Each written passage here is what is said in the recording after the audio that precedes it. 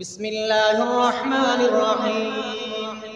আলম তারা কাইফা ফাআলা রাব্বুকা বিআসহাবিল ফিল আলম ইয়াজআল কাইদাহুম ফি তাদলিল ওয়া আরসালা আলাইহিম তায়রান আবাবিল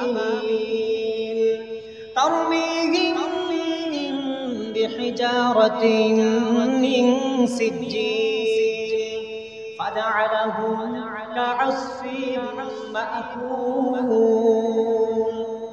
ওই সূরার মধ্যে সবিস্তারে আলোচনা আছে। রাসূল পৃথিবীতে আগমন করার কয়েকদিন আগে, কয়েক সপ্তাহ আগে ঐতিহাসিকদের মধ্যে 40 দিন, কোন কোন বর্ণনায় 10 দিন আগে, কোন কোন বর্ণনায় 30 দিন আগে একটা ঘটনা ঘটছে। কি ঘটনা? আপনার এই আব্রাহা নামে এক জালিম সে হস্তি বাহিনী নিয়ে আল্লাহ রাব্বুল আলামিনের পবিত্র ঘর কাবাকে ধ্বংস করার জন্য মক্কা অভিমুখে রওনা হয়েছিল। লম্বা কাহিনী, কোন কারণে গেছে, কোন কারণে বাঙ্গার ইচ্ছা হয়েছে, এটা অনেক লম্বা। সংক্ষেপে বলতেছি, যখন সে হস্তি বাহিনী নিয়ে, মানে হাতির বাহিনী নিয়ে গেছে, আল্লাহর ঘরকে সে কি করবে? ধ্বংস করে দিবে, আল্লাহর ঘরকে নিশ্চিহ্ন করে দিবে। মক্কার আপনার মরুভূমি সাইড মক্কার দিকে গেছে, যাবার কিছুক্ষণ আগে শুনছে কাবা শরীফের মুতাওয়াল্লি আব্দুল মুত্তালিব, রাসূলের দাদা, উনি ছিলেন কাবা শরীফের মুতাওয়াল্লি। শুনছে যে এখানের মধ্যে কাবা শরীফের মুতাওয়াল্লি 200টা উট চরণভূমিতে আছে। কয়শো উট? 200টা উট চরণভূমিতে আছে। রাহালের কাছ থেকে জুড়ে ওই আব্রাহার বাহিনী 200টা উটকে কবজা করে ফেলছে, আটকাই দিছে, দিতাম না। তার উদ্দেশ্য হইল আব্দুল মুত্তালিব আসবে, আমার সাথে আলোচনা করবে, তাহলে তো খেলা জমবে। লম্বা কাহিনী।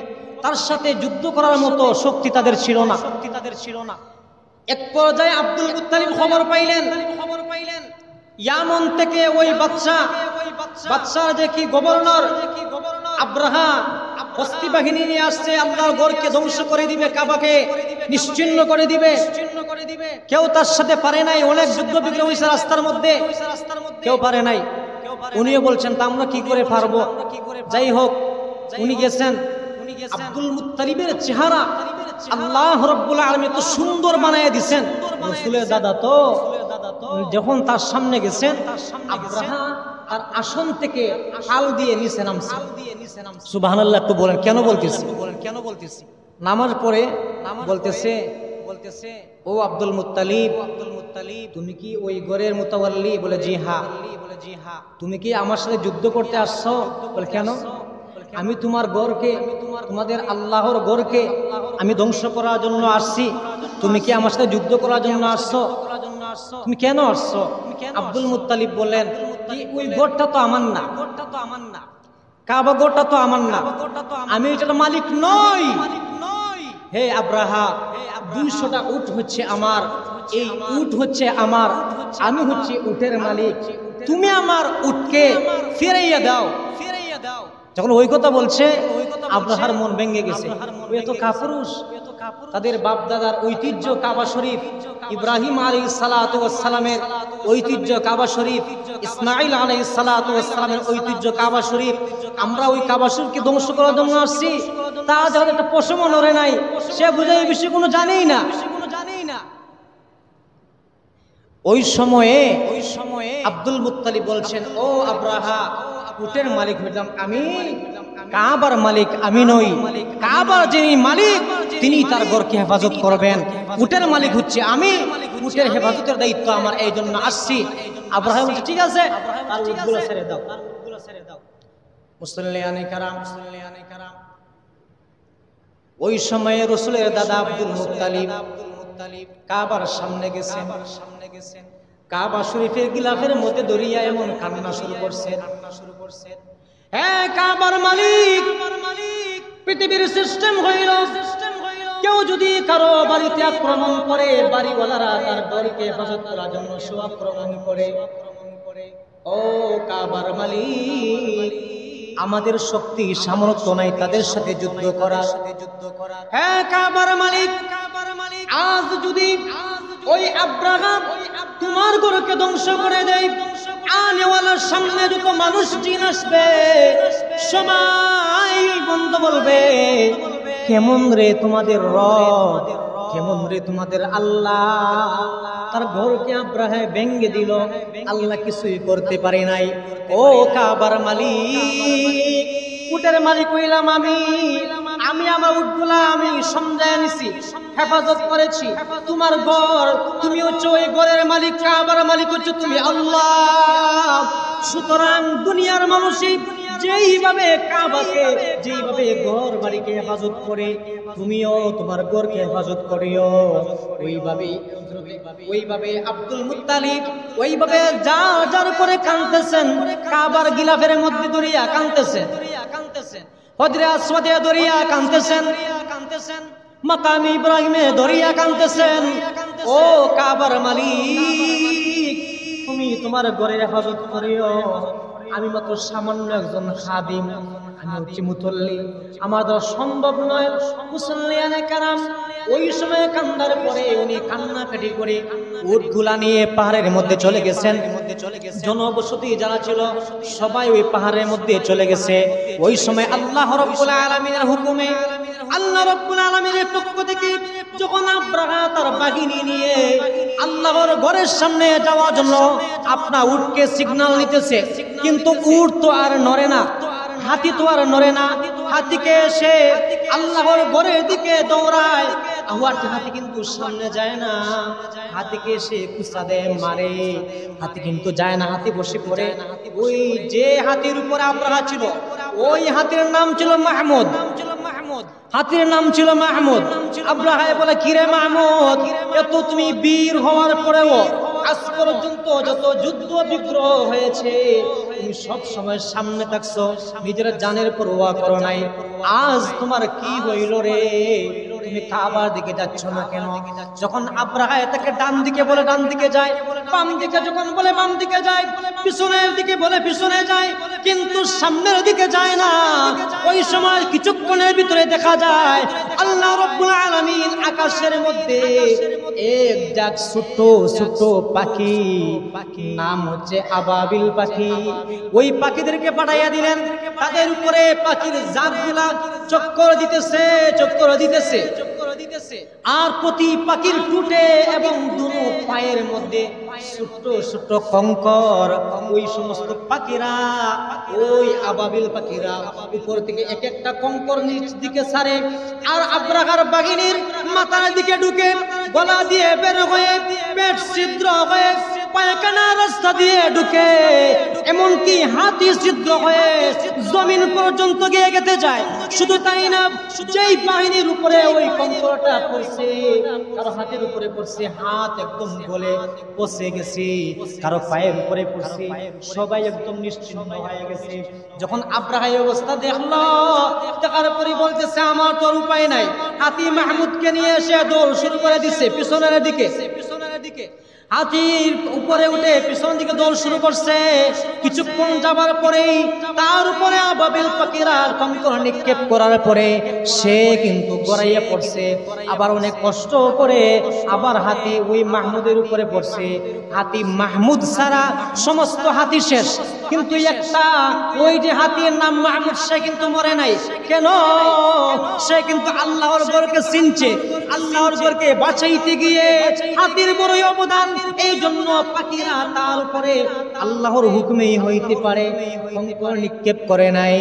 সামান্য দূর যাওয়ার পরে, কিছুক্ষণ দূর যাবার পরে ওই মাহমুদ হাতির উপর থেকে আব্রাহা নিচে পড়ে গেছে।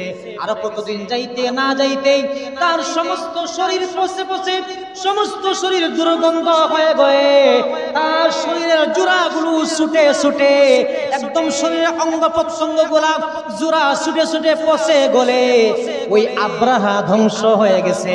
আমার রাসূলের জন্মে 40 দিন অথবা 50 দিন অথবা 30 দিন, কারো বর্ণনায় 10 দিন পূর্বে ওই ঘটনা ঘটছে। ওই ঘটনা দ্বারা মুফাসসিরিনে কেরাম, ঐতিহাসিকগণ, মুহাদ্দিসিনগণ বলেন এটা হচ্ছে রাসূলের সুসংবাদ। ও দুনিয়ার কাফির বেঈমানরা, যতই তোমরা বাহাদুরি করো আল্লাহর ঘর নিয়ে, আল্লাহকে নিয়ে, রাসূলদেরকে নিয়ে, আর কাজ হবে না, আখির নবীর সামনে উপস্থিত, আখিরি নবীর সামনে আসতেছেন আখির নবীর সুসংবাদের কারণে। ইন্নাল হামদুলিল্লাহি তাআলা আলহামদুলিল্লাহি জামিআহু ওয়াসসালাতু ওয়াসসালামু আলা মান লা নাবিয়্যা বা'দাহু। أما بعد فأعوذ بالله من الشيطان الرجيم. بسم الله الرحمن الرحيم. وما أرسلناك إلا رحمة للعالمين.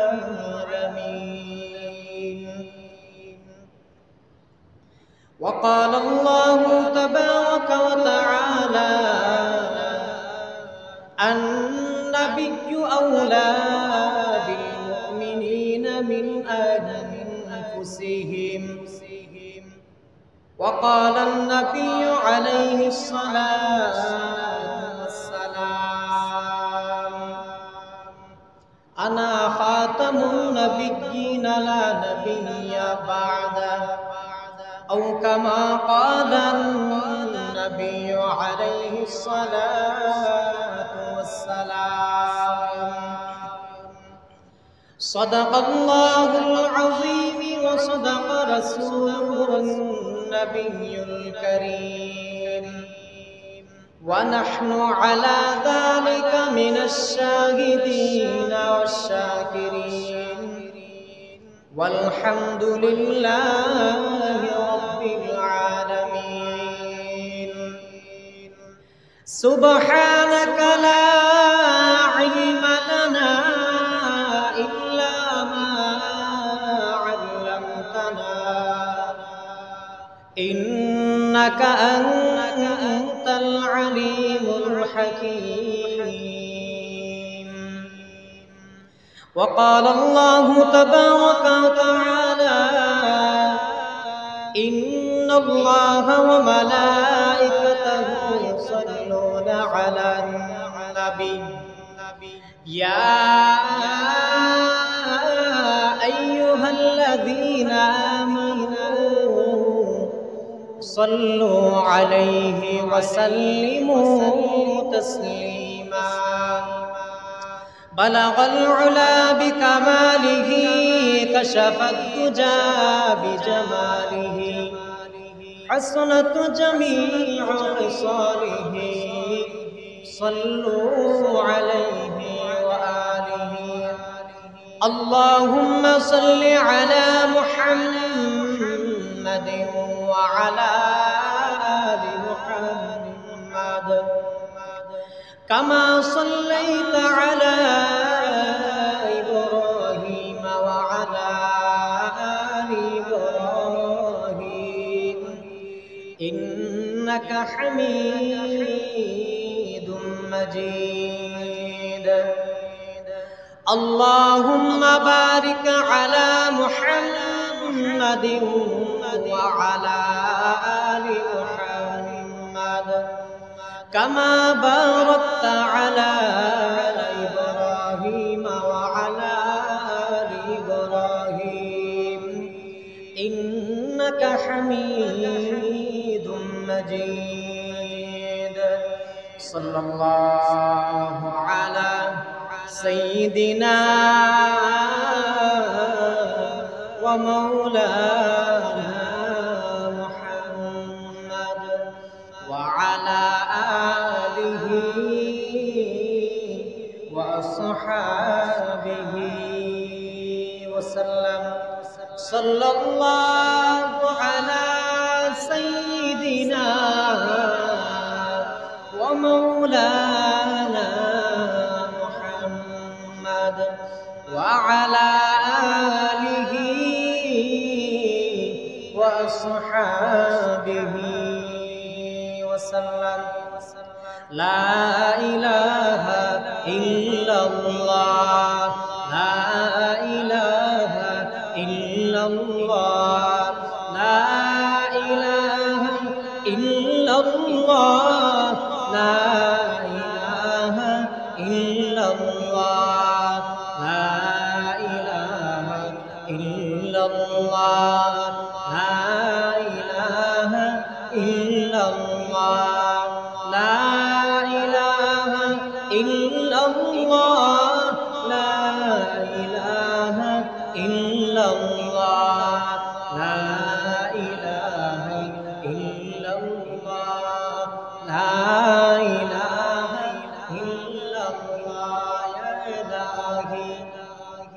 मुझसे मुझको दूर को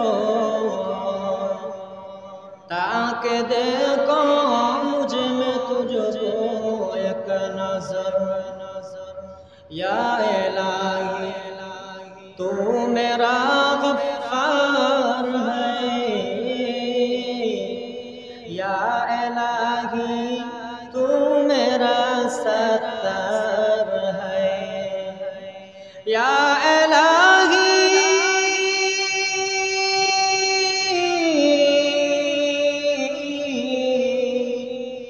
मुझसे मुझको दूर को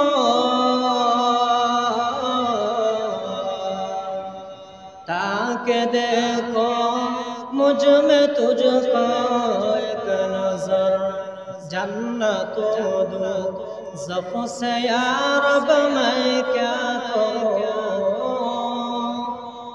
जन्नतों दो ज़फ़ से या रब मैं क्या करूं आरज़ू है मैं तुझे देखा करूं हूर गिल्मा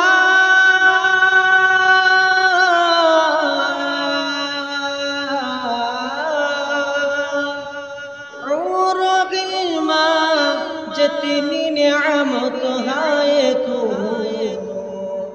सबसे बेहतर नियामत दीदार तू ला इलाहा इल्लल्लाह ला इलाहा इल्लल्लाह ला इलाहा इल्लल्लाह ला इलाहा इल्लल्लाह ला इलाहा इल्लल्लाह ला इलाहा इल्लल्लाह ला इलाहा इल्लल्लाह ला इलाहा इल्लल्लाह ला इलाहा इल्लल्लाह ला इलाहा इल्लल्लाह मुहम्मदुर रसूलुल्लाह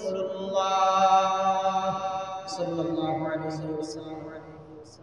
मुअज़्ज़ज़ हाज़िरीन हज़रत मुसल्लियान इकराम আমরা ওই মহান রব্বুল আলামিনের কাছে অসংখ্য অগণিত শুকরিয়া আদায় করছি যে মহান রব্বুল আলামিন আমাদেরকে মুসলমানের ঘরে জন্ম দিয়েছেন মুসলমান মা বাবার ঘরে জন্ম দিয়েছেন আমাদেরকে সর্বশ্রেষ্ঠ মহামানব সাইয়্যিদুল মুরসালিন রাহমাতুল লিল আলামিন দান করেছেন আমাদেরকে কোরআন দান করেছেন সাথে সাথে পবিত্র দিন জুমাবারে পবিত্র ঘর মসজিদে আসার বসার দ্বীনি কথাবার্তা বলার এবং শোনার তৌফিক দান করেছেন এই জন্য আমরা সবাই অন্তরে অন্তঃস্থল থেকে শুকরিয়া আদায় করি আলহামদুলিল্লাহ লক্ষ কোটি দুরূদ এবং সালাম প্রিয় হাবিব নয়নের মণি কলিজার টুকরা জানের জান মুহাম্মদ আরবি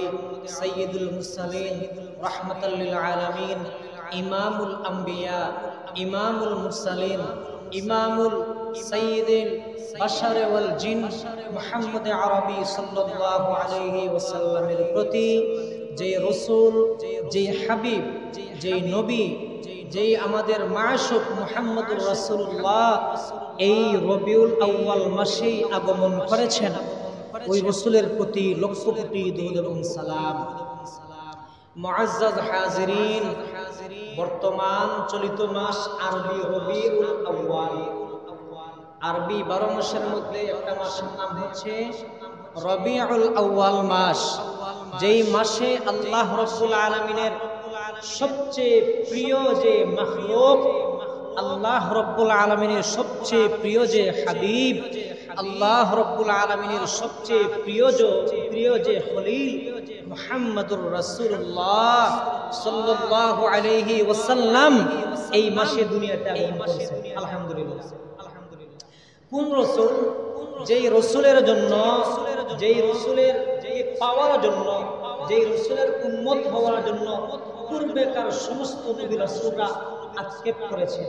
হায়, আমরা যদি আখির নবীর উম্মত হইতে পারতাম তাহলে নিজেকে ধন্য মনে করতাম। প্রত্যেক নবী রাসূলের আক্ষেপ ছিল, তো আমাদের কোনো আক্ষেপ ছিল না।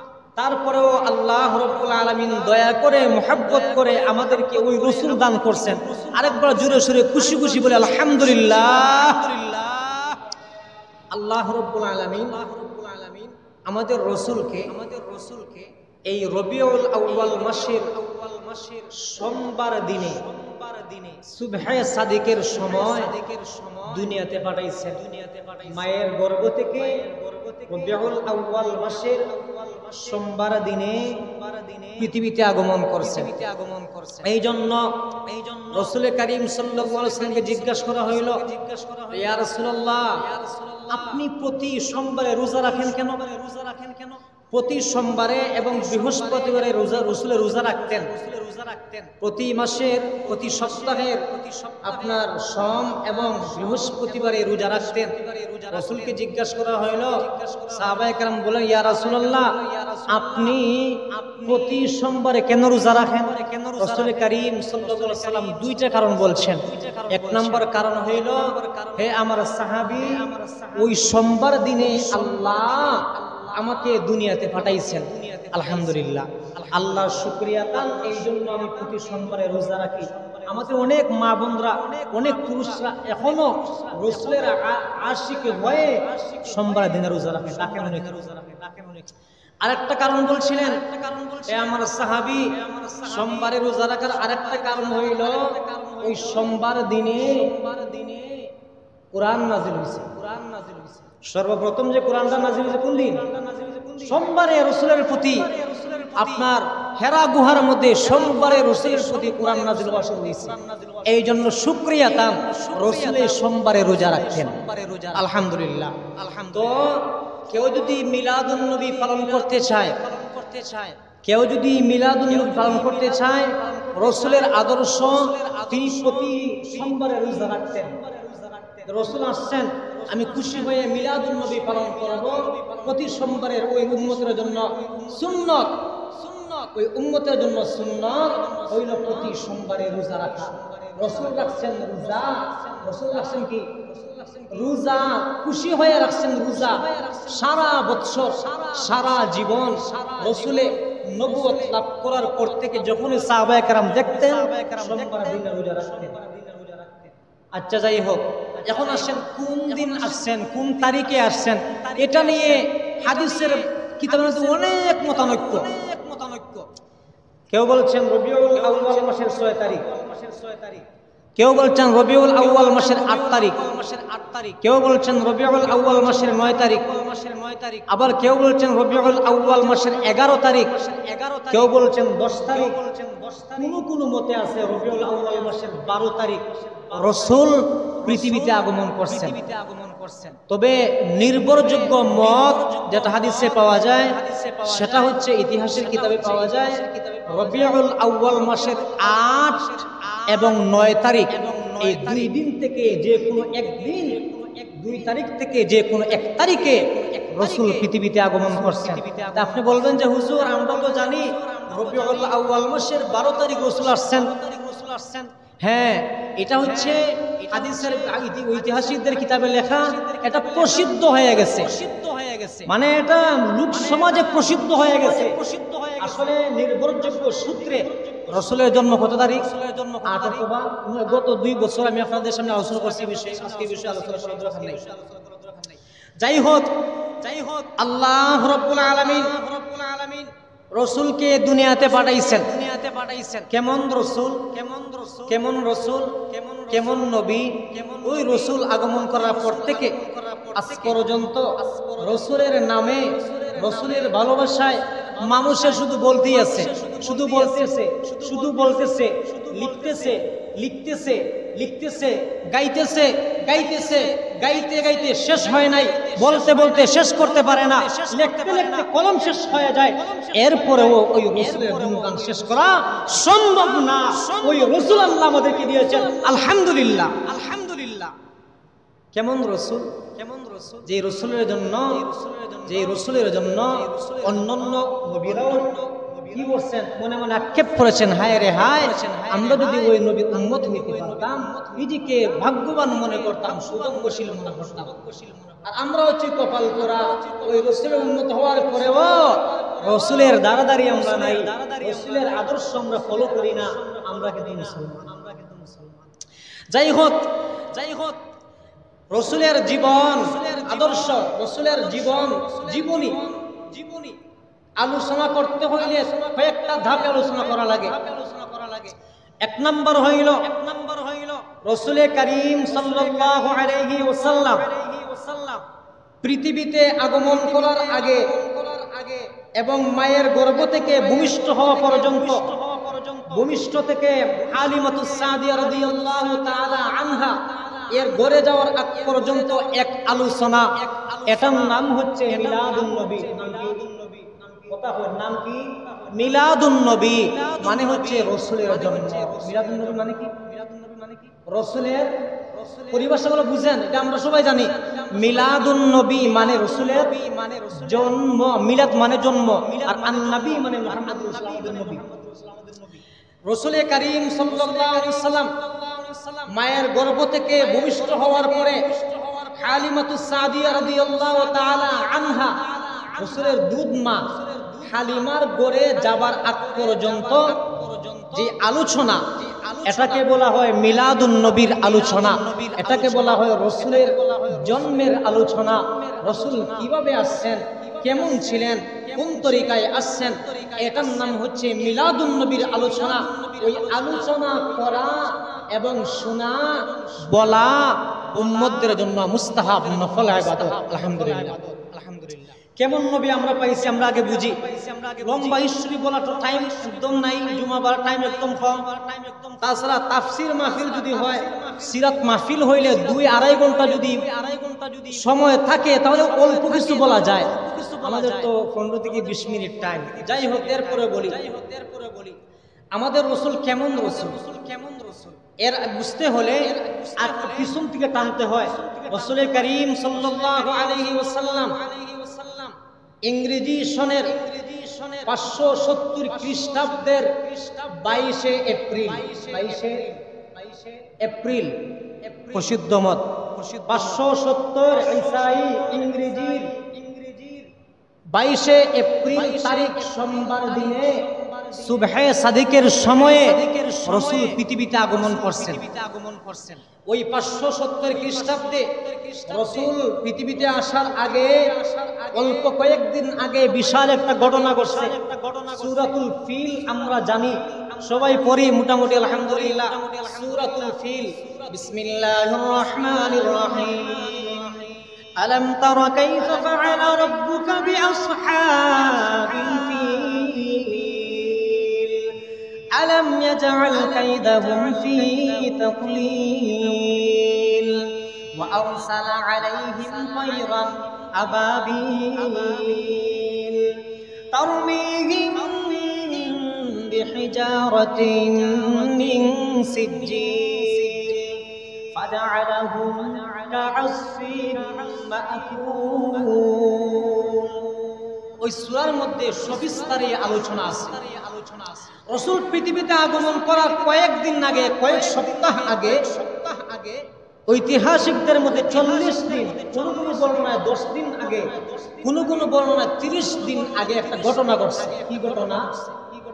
আপনার এই আব্রাহা নামে এক জালিম, সে হস্তি বাহিনী নিয়ে আল্লাহ রাব্বুল আলামিনের পবিত্র ঘর কাবাকে ধ্বংস করার জন্য মক্কা অভিমুখে রওনা হয়েছিল।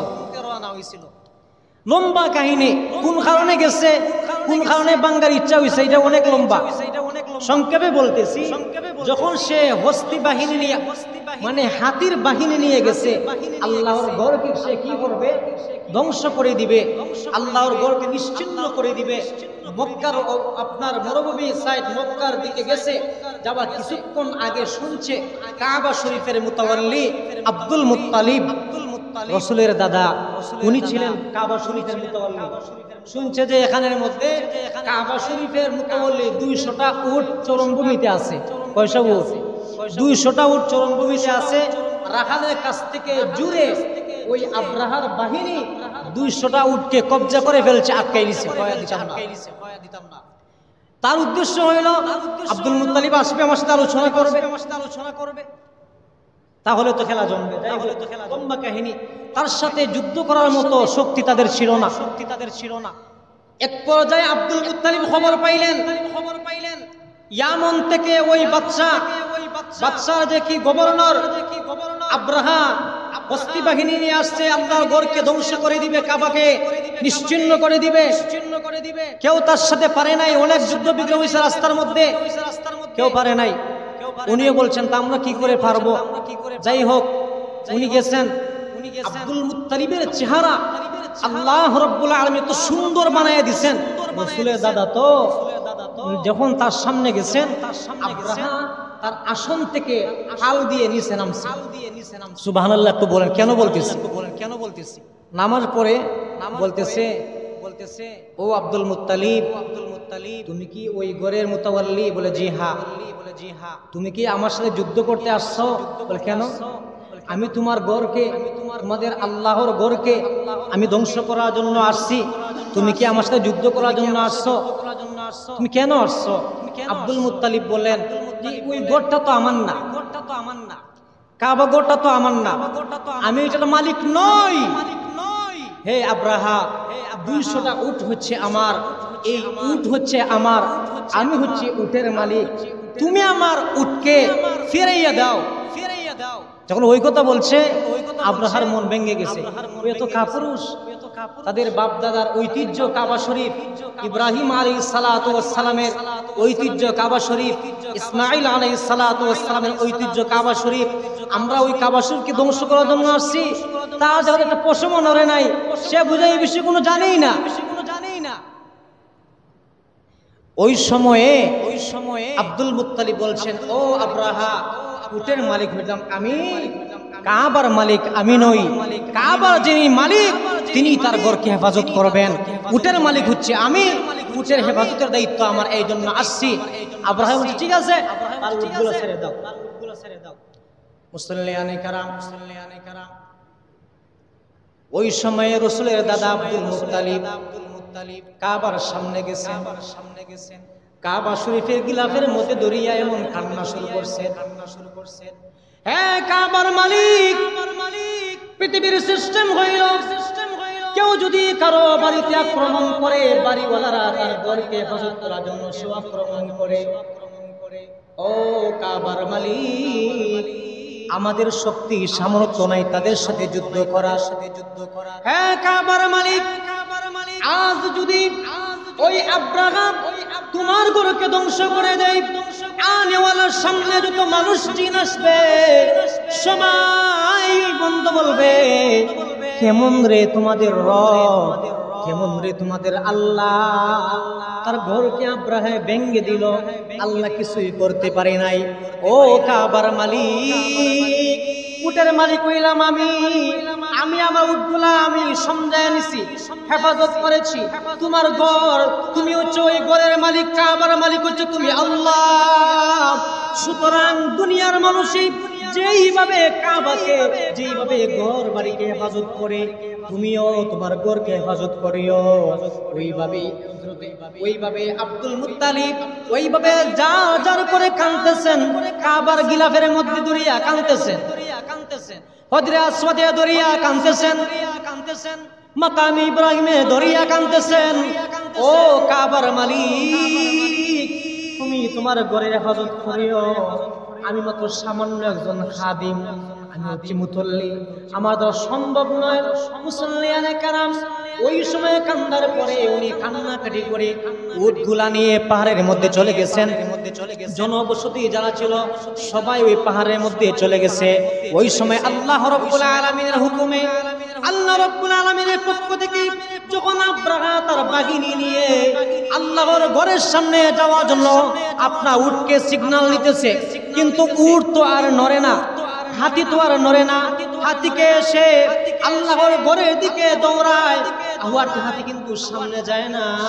হাতিকে এসে কুচা দেয়, মারে, হাতি কিন্তু যায় না, হাতি বসে পড়ে। ওই যে হাতির উপরে আব্রাহা ছিল ওই হাতির নাম ছিল মাহমুদ। হাতির নাম ছিল মাহমুদ। আব্রাহা বলে, কিরে মাহমুদ, এত তুমি বীর হওয়ার পরেও আজ পর্যন্ত যত যুদ্ধ বিগ্রহ হয়েছে তুমি সব সময় সামনে থাকছো, নিজের জানের পরোয়া করো নাই। আজ তোমার কি হইল রে, তুমি কাবার দিকে যাচ্ছ না কেন? যখন আব্রাহা তাকে ডান দিকে বলে ডান দিকে যায়, বাম দিকে যখন বলে বাম দিকে যায়, পিছনের দিকে বলে পিছনে যায়, কিন্তু সামনের দিকে যায় না। ওই সময় কিছুক্ষণের ভিতরে দেখা যায় আল্লাহ রাব্বুল আলামিন আকাশের মধ্যে এক জাত ছোট ছোট পাখি, নাম হচ্ছে আবাবিল পাখি, ওই পাখিদেরকে পাঠাইয়া দিলেন। তাদের উপরে পাখির জাতগুলা চক্কর দিতেছে, চক্কর দিতেছে। আর প্রতি পাখির টুটে এবং দুনো পায়ের মধ্যে ছোট ছোট কঙ্কর। ওই সমস্ত পাখিরা, ওই আবাবিল পাখিরা উপর থেকে এক একটা কঙ্কর নিচ দিকে ছাড়ে, আর আব্রাহার বাহিনীর মাথার দিকে ঢুকে, গলা দিয়ে বের হয়ে, পেট ছিদ্র হয়ে, পায়খানা রাস্তা দিয়ে ঢুকে, এমনকি হাতি ছিদ্র হয়ে জমিন পর্যন্ত গিয়ে গেতে যায়। শুধু তাই না, যেই বাহিনীর উপরে ওই কঙ্করটা পড়ছে, কারো হাতের উপরে পড়ছে, হাত একদম গলে পচে গেছে, কারো পায়ের উপরে পড়ছে, সবাই একদম নিশ্চিহ্ন হয়ে গেছে। যখন আব্রাহা এই অবস্থা দেখলো, দেখার পরে বলতেছে, আমার তোর উপায় নাই। হাতি মাহমুদকে নিয়ে এসে দৌড় শুরু করে দিচ্ছে পিছনের দিকে। হাতির উপরে উঠে পিছন দিকে দৌড় শুরু করছে। কিছুক্ষণ যাবার পরেই তার উপরে আবাবিল পাখিরা কঙ্কর নিক্ষেপ করার পরে সে কিন্তু গড়াইয়া পড়ছে। আবার অনেক কষ্ট করে আবার হাতি ওই মাহমুদের উপরে পড়ছে। হাতি মাহমুদ ছাড়া সমস্ত হাতি শেষ, কিন্তু একটা ওই যে হাতির নাম মাহমুদ, সে কিন্তু মরে নাই। কেন? সে কিন্তু আল্লাহর ঘরকে চিনছে, আল্লাহর ঘরকে বাঁচাইতে গিয়ে হাতির বড়ই অবদান। এই জন্য পাখিরা তার উপরে আল্লাহর হুকুমেই হইতে পারে কঙ্কর নিক্ষেপ করে নাই। সামান্য দূর যাওয়ার পরে, কিছুক্ষণ দূর যাবার পরে ওই মাহমুদ হাতির উপর থেকে আব্রাহা নিচে পড়ে গেছে। আর কতদিন যাইতে না যাইতে তার সমস্ত শরীর পচে পচে, সমস্ত শরীর দুর্গন্ধ হয়ে গয়ে, তার শরীরের জোড়াগুলো ছুটে ছুটে, একদম শরীরের অঙ্গ প্রত্যঙ্গ গুলা জোড়া ছুটে ছুটে পচে গলে ওই আব্রাহা ধ্বংস হয়ে গেছে। আমার রাসূলের জন্মে 40 দিন অথবা 50 দিন অথবা 30 দিন, কারো কারো বর্ণনায় 10 দিন পূর্বে ওই ঘটনা ঘটছে। ওই ঘটনা দ্বারা মুফাসসিরিনে কেরাম, ঐতিহাসিকগণ, মুহাদ্দিসিনগণ বলেন এটা হচ্ছে রাসূলের সুসংবাদ। ও দুনিয়ার কাফির বেঈমানরা, যতই তোমরা বাহাদুরি করো আল্লাহর ঘর নিয়ে, আল্লাহকে নিয়ে, রাসূলদেরকে নিয়ে, আর কাজ হবে না। আখির নবীর সামনে উপস্থিত, আখিরি নবীর সামনে আসতেছেন। আখির নবীর সুসংবাদের কারণে আল্লাহ রাব্বুল আলামিন তার ঘরকে হেফাজত করেছেন এবং হস্তি বাহিনী আব্রাহা সহ তার সমস্ত বাহিনীকে ধ্বংস করে দিয়েছে। মুসলমান ভাইরা আমার, আপনার আমার নবী কেমন সুন্দর ছিলেন, আপনার আমার নবী কেমন বৈশিষ্ট্য ছিল। মক্কার মানুষে বলে, ও আব্দুল মুত্তালিব, তোমার বিধবা যে বউ রয়েছে, আব্দুল্লাহর যে স্ত্রী রয়েছে, আব্দুল্লাহ তো আজ থেকে 6 মাস পূর্বেই মারা গেছে। তোমার যে পুত্র বধূ বিধবা, সে কেমন মানুষ, সে যখন রাস্তা দিয়ে হাঁটে, হাঁটার সময় তার শরীর দিকে খুশবু বের হয়, সুঘ্রাণ বের হয়, এটা তো ভালো জিনিস না। মহিলাদের গায়ে থেকে খুশবু বের হবে, এটা তো ভালো জিনিস না, এটা মানুষে ভালো বলে না। কেন? আমার রাসূলের হাদিস রয়েছে, আমার রাসূল এটা সত্যায়ন করেছেন। পরবর্তীতে কিভাবে? আমার রাসূল বলেছেন, কোন বেগানা নারী যদি শরীরের মধ্যে সুগন্ধি লাগাইয়ে গ্রান লাগিয়ে রাস্তা দিয়ে হাঁটে, আর পর পুরুষের নাকের মধ্যে যদি লাগে, আমার রাসূল বলেন ওই মহিলা হচ্ছে জানিয়া, ওই মহিলা হচ্ছে ব্যভিচারিণী। সে জিনা করলে যেমন গুনাহ, কোন মহিলা যদি এইরকম পারফিউম ব্যবহার করে, সেন্ট ব্যবহার করে, আতর ব্যবহার করে, রাস্তা দিয়ে ঘোরাফেরা করে, কোন বেগানা পুরুষের সামনে যায়, জিনা করলে যেমন গুনাহ, আমার রাসূল বলছেন তেমন গুনাহ। ওমর রাসূল কিন্তু সত্যায়ন করেছেন। আব্দুল্লাহর স্ত্রী আমিনা, রাসূলের মায়ের নাম ছিল আমিনা, খুশবু ব্যবহার করে মক্কার মানুষ নালিশ করেছে শ্বশুরের কাছে, আব্দুল মুত্তালিবের কাছে। আব্দুল মুত্তালিব পরে গেছেন বড় বেকায়দায়। কি বলবেন? একদিকে বিধবা মহিলা, আরেকদিকে ওনার আবার পুত্রবধূ, কিভাবে বলবেন? লজ্জা পাইতেছেন। এক পর্যায়ে আব্দুল মুত্তালিব তার নিজের স্ত্রী রাসূলের দাদির কাছে আলাপ করতেছেন, ও আব্দুল্লাহর মা, ও হারিসের মা, মক্কার লোকজনে এমন এমন তোমার পুত্রবধূ আমিনার বিষয়ে একটু বলতেছে, তুমি সুতরাং কি করা যায়? উনিও বলতেছেন হ্যাঁ, আমাকে অনেক মহিলারা এই কথা বলতেছে, বিষয়টা কি বুঝলাম না। রাসূলের দাদি বলতেছেন চলো আমরা দুজনে গিয়ে আমিনাকে জিজ্ঞেস করি কি ব্যাপার। উনি কি আমাদের মান সম্মান টিকিয়ে রাখবে কিনা, আমাদের বংশের ঐতিহ্য টিকিয়ে রাখবে কিনা। দুজন গেছেন, জিজ্ঞাসা যাওয়ার পরে রাসূলের দাদি জিজ্ঞেস করতেছেন, ও মা, তুমি তো বিধবা, আমাদের ছেলে নাই, তোমার স্বামী নাই, কিন্তু মা গো, তোমার নামে অনেক বদনাম, তুমি নাকি খুশবু ব্যবহার করে রাস্তা দিয়ে ঘোরাফেরা করো, এটা তো বংশীয় কোনো মহিলার খাসলত নয়। আমিনা বলেন, ও মা, আপনি এই কথা বলতেছেন, আমি কি করব নিজে বুঝতে পারি না। ও মা, আমি কি আতর ব্যবহার করি, কি খুশবু ব্যবহার করি জানি না, তবে একটু তাকাইয়া দেখো, হযরতে আমিনা রাসূলের মা একটু থুতু নিক্ষেপ করেছেন। মুসল্লিয়ানে কেরাম, ওই সময় দেখা যায় ওই রাসূলের মায়ের থুতু থেকে এমন সুন্দর জান্নাতি গ্রান খুশবু বের হইতেছে। আমার রাসূলের মা বলেন, ও আম্মা জানো, শাশুড়ি আম্মা, ও শ্বশুর আব্বা, আমি কোনো আতর ব্যবহার করি না, আমি কোনো খুশবু ব্যবহার করি না। আমার পেটে, আমার গর্ভে যে তোমাদের নাতি বা নাতিন রয়েছে, তার খেলা, আমি যখন বাথরুমে গোসল করতে যাই, খুশবুতে গ্রান একদম ভরে যায়। ও মা, আমি কোনো কিছু ব্যবহার করি না। আমার রাসূলের দাদা বলছেন, বুঝছি বিষয়টা বুঝছি। আমার রাসূলের জন্মের আগ থেকে তার মায়ের পেট পর্যন্ত গ্রানে মোহিত হয়ে গেছে। শুধু তাই না, আমার রাসূলের মা যখন কুয়ার মধ্যে যাইতেন, কুয়া থেকে বালতি দিয়ে রশি দিয়ে পানি তুলতে হয়। কোন মক্কার অন্যান্য মহিলারা যখন কুয়া থেকে পানি তুলেন, তখন রশি এবং বালতি দিয়ে পানি তুলতে হয়। আমার রাসূলের মা যখন ওই কূপের কাছে যাইতেন, কূপের পানি অটোমেটিক একদম মুখের মধ্যে চলে আসতো। আর হযরতে আমিনা বালতি ভরে বাড়িতে নিয়ে আসতেন, ঘরের মধ্যে নিয়ে আসতেন। মক্কার মহিলারা বলতো, আমিনা তুমি যাইও না, ও আমিনা তুমি যাইও না। কেন? ও আমিনা, তুমি যদি এখানে দাঁড়াইয়ে থাকো, কূপের পানিটাও এখানে থাকবে, স্থির থাকবে, কূপের মুখ পর্যন্ত থাকবে। আমিনা গো, তুমি যদি এই মুহূর্তে চলে যাও, কূপের পানিটা আবার নিচেই চলে যাবে। মুসল্লিয়ানে কেরাম, এখন আসলে আমার রাসূল কেমন সুন্দর ছিলেন। আম্মা জান হযরতে আয়েশা সিদ্দিকা রাদিয়াল্লাহু তাআলা আনহা বলেন, ওই সময় কারেন্ট নাই, মোমবাতি নাই, হারিকেন নাই। আমি রাত্রিবেলা হাতা সেলাই করতাম, কাপড় সেলাই করতাম। অনেক সময় ছিদ্র, আমার সুই কি হইতো, সুই হারিয়ে ফেলতাম। ঘরের মধ্যে কোনো আলোর ব্যবস্থা নাই, লাইট নেই তো, ঘরের মধ্যে কোনো লাইটের ব্যবস্থা নাই। কিন্তু আমার রাসূল যখন এশার নামাজ পড়ে আমার ঘরের মধ্যে আসতেন, আমার রাসূল যখন এশার নামাজ পড়ে ঘরের মধ্যে আসতেন, আল্লাহ রাব্বুল আলামিন আমার রাসূলের চেহারার মধ্যে এত নূর দিয়েছিলেন, এত আলো দিয়েছিলেন, এত সুন্দর দিয়েছিলেন। রাসূলের চেহারার আলোতেই আম্মা জান আয়েশা সিদ্দিকা রাদিয়াল্লাহু তাআলা আনহা সুইটা খুঁজাইয়া পাইয়া নিতেন। শুধু তাই না, আম্মা জান বলেন, অনেক সময় সুইয়ের ছিদ্র দিয়ে সুতা ঢুকাইতে পারতাম না। আমি যখন সুইটা রাসূলের চেহারার সামনে ধরতাম তখন ওই সুইয়ের ছিদ্র দিয়ে আমি সুতা ঢুকাইতাম।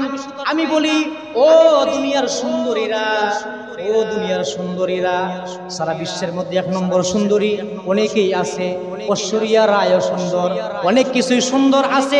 আমি তোমাদেরকে বলি, তোমরা যদি সারা পৃথিবীর সমস্ত সুন্দরী যদি একত্রিত হও আর তোমাদেরকে যদি রাত্রিবেলা লাইট অফ করে 100 জন সুন্দরীকে, 1000 সুন্দরীকে একটা ঘরের মধ্যে আবদ্ধ করে লাইটগুলো অফ করে যদি দেওয়া হয় আর যদি প্রত্যেকের হাতেই এবং বলা হয়, ও মহিলারা বস্তা সেলাই করা সুই দেখছেননি, কত মোটা বস্তা সেলাই করা সুই যদি দেওয়া হয় আর যদি বলা হয়, ও বিশ্ব সুন্দরীরা তোমাদের চেহারার আলো দিয়ে ওই বস্তা সেলাইয়ের সুইয়ের ছিদ্র দিয়ে সুতা ঢোকাও সম্ভব নেই, কোনোভাবেই সম্ভব নয়।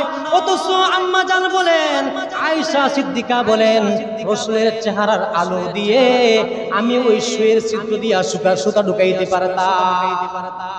মুসল্লিয়ানে কেরাম, এটা হচ্ছে বড় হওয়ার পরে রাসূল যখন মায়ের গর্ভে, একদিন আম্মা হযরত রাসূলের আম্মা আমিনা স্বপ্ন দেখেন তার গর্ভ থেকে একটা আলো বের হয়েছে। ওই আলোটা কিসরার সমস্ত রাজপ্রাসাদগুলো দেখা যায়, রুমের রাজপ্রাসাদগুলো দেখা যায়। উনি ওই স্বপ্নটা আব্দুল মুত্তালিবকে বললেন। আব্দুল মুত্তালিব বলেন, সেম স্বপ্ন আমিও দেখেছি। ও আমিনা, আমি দেখলাম আব্দুল্লাহর পিঠ থেকে, মেরুদণ্ড থেকে একটা আলো বের হয়েছে, একটা নূর বের হয়েছে, যে নূরের আলোতে দুনিয়ার পূর্ব এবং পশ্চিম আলোকিত হয়ে গেছে।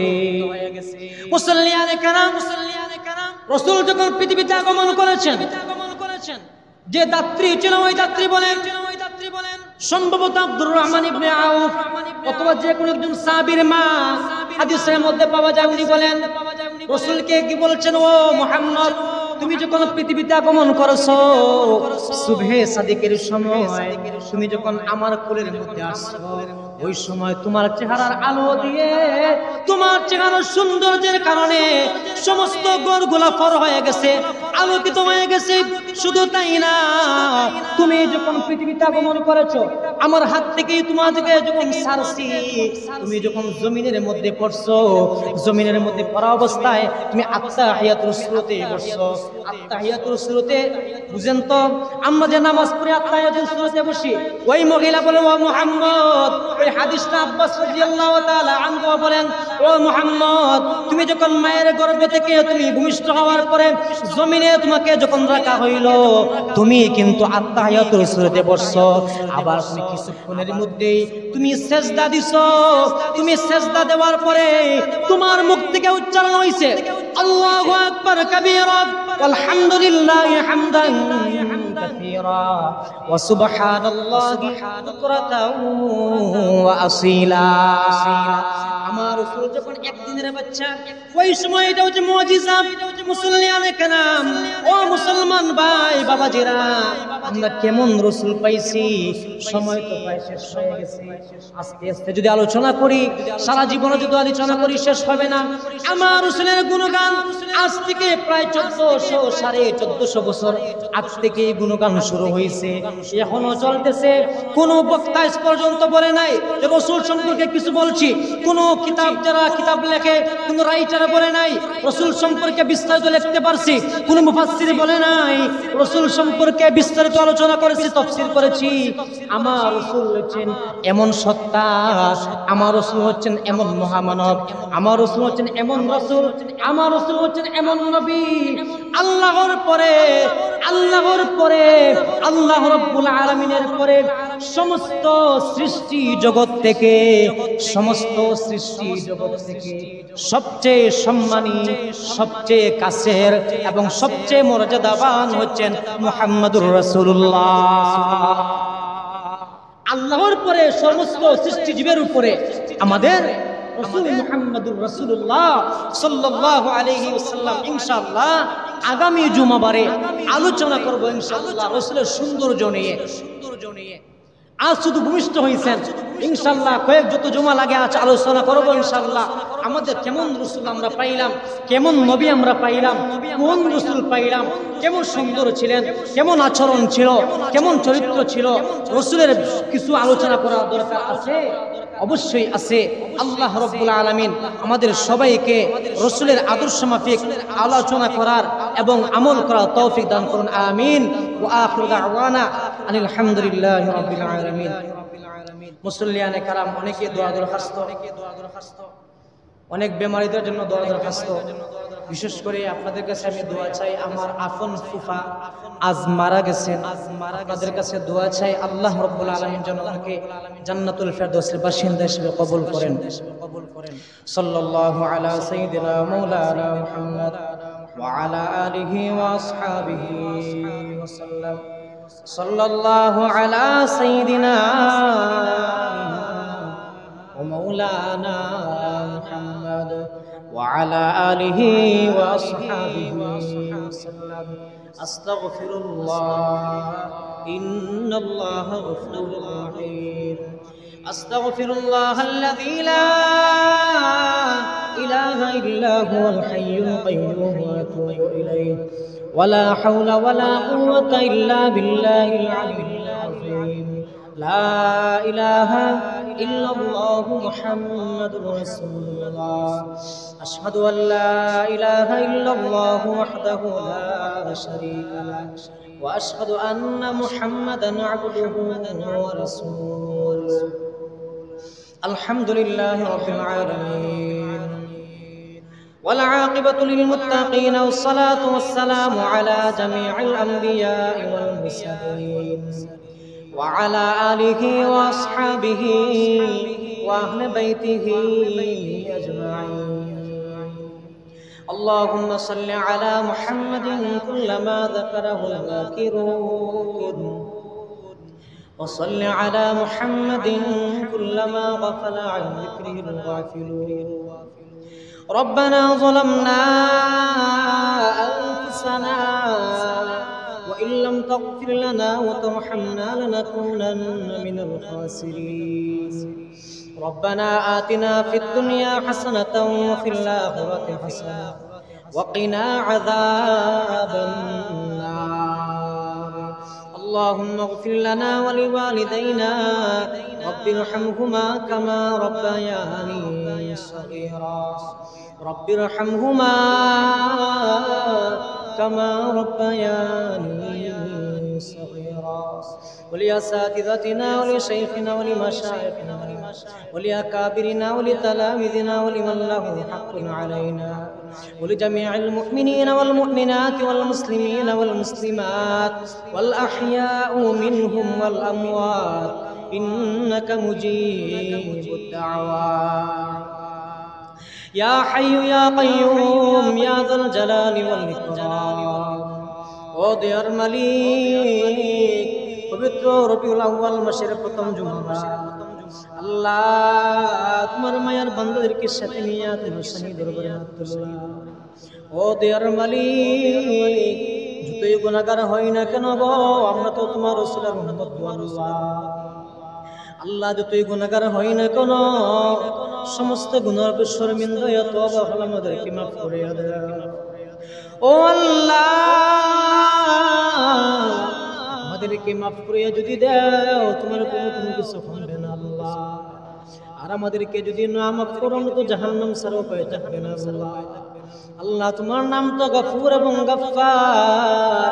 আল্লাহ তোমার নাম তো রহিম এবং রহমান। আল্লাহ তোমার নাম তো সত্তার। আল্লাহ ওই সমস্ত নামের খাতিরে আমাদেরকে তুমি মাফ করে দাও। ও দেয়ার আল্লাহ, প্রতি বৃহস্পতিবারে আমাদের আমলনামাগুলো রাসূলের সামনে পেশ করা হয়। আল্লাহ আমাদেরকে সমস্ত গুনাহ থেকে তোমার কুদরতে হেফাজত করো না আল্লাহ। ইচ্ছা অনিচ্ছা যত গুনাহ করি, ও আল্লাহ আমাদের উপর আমাদেরকে গুনাহের উপর সাবিত করো তোমরা কিও না আল্লাহ। মেহেরবানি করে দয়া করে ভালোবেসে আমাদেরকে তুমি মাফ করে দিও আল্লাহ। তোমার আমরা বড়ই ভালোবাসি, তোমার রাসূলকেও ভালোবাসি আল্লাহ। আমাদের এই ভালোবাসা তুমি পরীক্ষা করিও না। ও দেয়ার আল্লাহ, ও মেহেরবানি করে পৃথিবীর সমস্ত জীবিত মুসলমানদেরকে মাফ করিয়া দাও আল্লাহ। সমস্ত মুসলমানদেরকে তুমি পরিপূর্ণ হেদায়েত দান ফরমাও আল্লাহ। সমস্ত মুসলমান নরনারীদেরকে তুমি মুত্তাকি বানাও, পরহেজগার বানাও আল্লাহ। রাসূলের আদর্শ মোতাবেক আল্লাহ সুবহানাহু তৌফিক এনায়েত ফরমাও, সিরাতে মুস্তাকিম দান ফরমাও।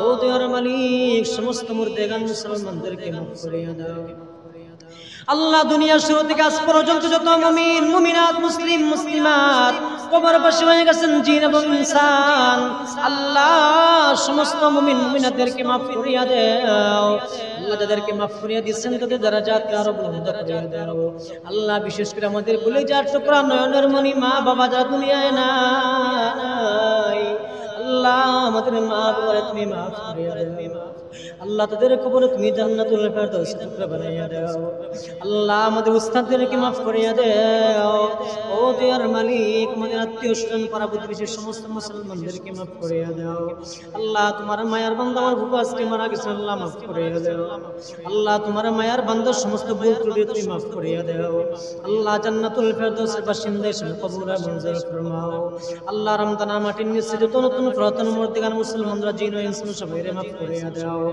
আল্লাহ। সমস্ত বেমারদেরকে তোমার দারুল শিফা থেকে শিফা এনায়েত ফরমাও আল্লাহ। হসপিটাল, ক্লিনিকে, বাসায়, বাড়িতে যে যেখানে যত ধরনের বেমারের মধ্যে আছেন মুসলমান আল্লাহ, সমস্ত বেমারদেরকে তোমার দারুল শিফা দিয়ে শিফা এনায়েত ফরমাও আল্লাহ। অনেকে দোয়া চাইছেন আল্লাহ, প্রত্যেককে তুমি করিকে রহমত ফরমাও ও দয়ার মালিক। আমাদের সমস্ত প্রবাসী ভাই বোনদের প্রতি রহমত করুন ফরমাও আল্লাহ। প্রত্যেককে আমন সালামতের জিন্দেগি দান ফরমাও, হেদায়েতের জিন্দেগি দান ফরমাও আল্লাহ। হালাল রুজি বেশি বেশি করার তৌফিক এনায়েত ফরমাও আল্লাহ। আমাদেরকে তুমি হালাল রুজি বেশি বেশি করার তৌফিক এনায়েত ফরমাও আল্লাহ। আমাদের দেশের প্রতি রহমত করুন ফরমাও আল্লাহ। দেশে হেফাজত ফরমাও আল্লাহ। অভ্যন্তরীণ বহিরাগত সমস্ত শত্রুর কবল থেকে দেশে মুক্তি দাও আল্লাহ। ইসলামী রাষ্ট্র হিসেবে কবুল মঞ্জুর ফরমাও আল্লাহ। ইসলামী খেলাফত কায়েম করিয়া দাও ও দয়ার মালিক। দেশে অর্জন করতে গিয়ে, স্বাধীন করতে গিয়ে যত ভাই বন্ধুরা শহীদ হয়েছেন আল্লাহ, সমস্ত মুসলমান শহীদদেরকে তুমি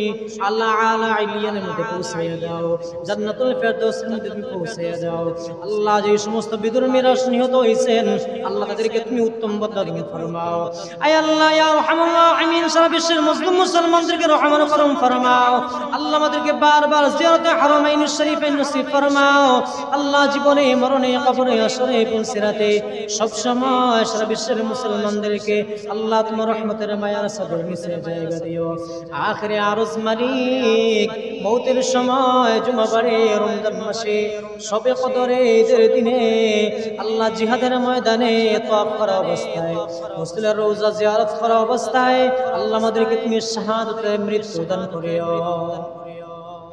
ربنا تقبل منا إنك أنت السميع العليم وتب علينا إنك أنت التواب الرحيم وصلى الله تعالى على خير خلقه محمد وعلى آله وأصحابه أجمعين.